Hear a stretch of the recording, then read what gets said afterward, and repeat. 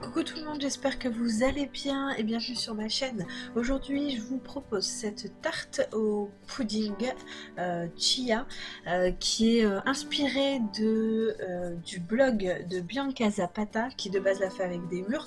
Moi, je l'ai revisité à la mangue et au citron parce que c'est deux saveurs que j'adore et c'est tout ce que j'avais à la maison.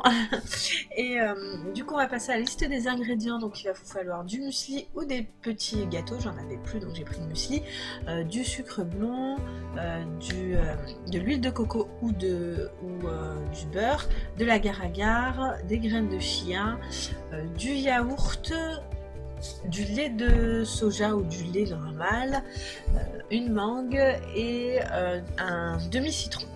Donc, et le moule qui puisse ouvrir sur le côté pour ne pas déstructurer le gâteau. Donc on va mettre du muesli. J'ai mis un peu à l'œil nu parce que sur la recette, je vous la mettrai en barre d'infos, les quantités ne sont pas en grammes. Donc j'ai mis 200 grammes de muesli, c'est ce qui me paraissait correct pour remplir mon moule. Et j'ai mis du beurre, de l'huile de coco, on va dire allez 3 bonnes cuillères d'huile de coco pour bien ramasser le muesli, sachant que le muesli contient des noix, des amandes, donc quand on va moudre tout ça, hacher tout ça, ça va créer un peu du beurre, donc ça va aider également à le ramasser. Au niveau de la dégustation, ce n'était pas du tout, mais vraiment pas du tout gras. Les 3 cuillères ont vraiment bien aidé à pouvoir lier tout ça. Donc on le met au fond d'un moule et on le réserve au congélateur pendant minimum 15 minutes, le temps de faire le reste.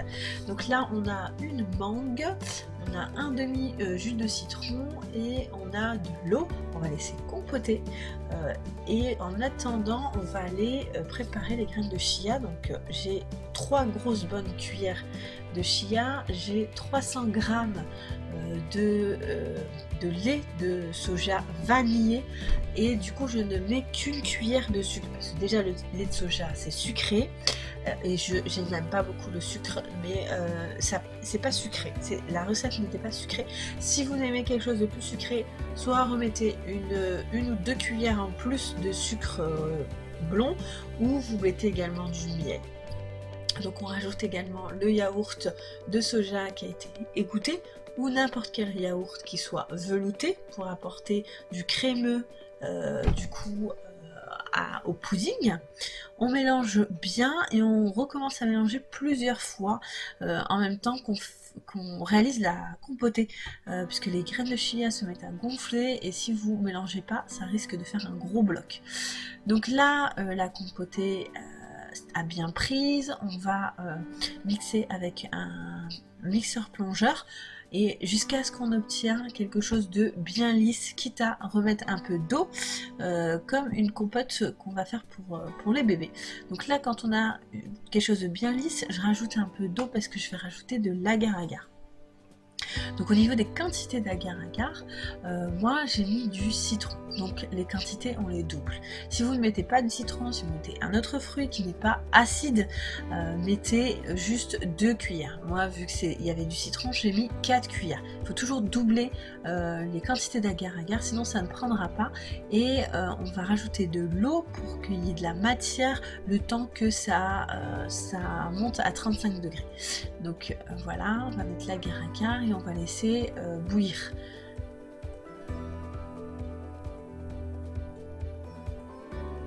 Donc on mélange bien l'agar-agar et on continue à mélanger pour que ça ne brûle pas au fond. Donc là, quand j'ai fini, je vais rajouter ma compotée justement au reste du pudding et on va bien mélanger pour avoir un appareil qui soit vraiment lisse.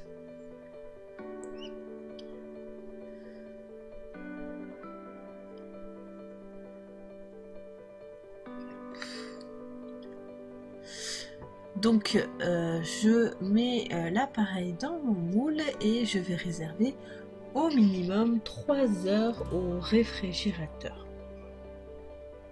Et voilà, j'ai rajouté quelques fruits, après la déco c'est au goût de chacun, sur mon pudding et il est prêt. Donc au niveau de la consistance, on n'a vraiment pas quelque chose qui est pâteux en bouche, pas du tout, c'est vraiment léger, c'est aérien c'est vraiment idéal, mais vraiment idéal pour les petits déjeuners, pour les goûters, pour ceux qui sont au régime. N'hésitez pas à faire cette recette, je vous la recommande à 100%.